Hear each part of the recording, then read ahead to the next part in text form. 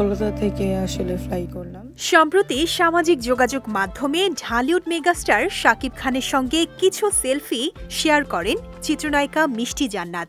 ছবিগুলো প্রকাশের পরই নেট দুনিয়ায় তাদের নিয়ে শুরু হয় নানা আলোচনা সমালোচনা।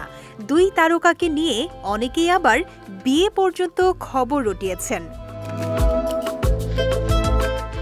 তবে দিনভর এ নিয়ে যখন নানা চর্চা, তখন বিষয়টি স্পষ্ট করলেন অভিনেত্রী মিষ্টি জান্নাত।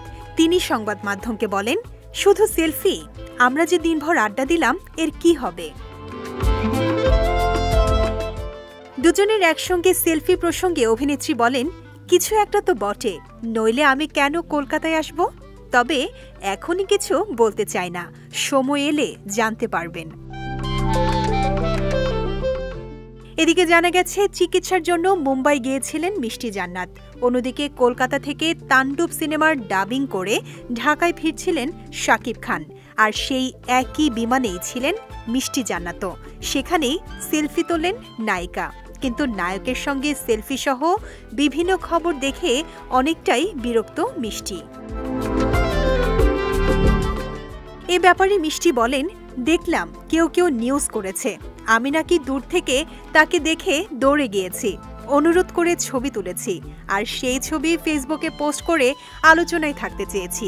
তিনি তো মেগা স্টার, তার ক্যারিয়ার 25 বছরের, আমার নিজের বয়স 27 চলে, আমি তো তার সঙ্গে ছবি তুলতেই পারি। নেটিজেনদের উদ্দেশ্যে এই ডাক্তার অভিনেত্রী আরও বলেন, আগেও আমাদের সম্পর্ক ভালো ছিল, মাঝে একটি বিষয় ভাইরাল হলো, তাতে আমাদের সম্পর্ক মোটেও খারাপ হয়নি। আপনারা চাইলে শাকিব খানকে জিজ্ঞাসা করতে পারেন, শুধু সেলফি দেখে এসব সংবাদ করেন, অথচ আমরা যে সারা রাত আড্ডা দিলাম সেসবের কি হবে?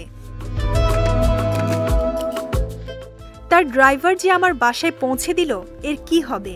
আসলে এসব চর্চায় আমাদের সম্পর্ক খারাপ করা যাবে না। তবে মিষ্টির সেলফিতে শাকিবকে মেনে নিতে পারছে না শাকিব ভক্তরা, কারণ কয়েক মাস আগে এক সাক্ষাৎকারে শাকিবকে জড়িয়ে এমন কিছু মন্তব্য করেছিলেন মিষ্টি জান্নাত যা ভুলতে পারেননি শাকিবিয়ানরা।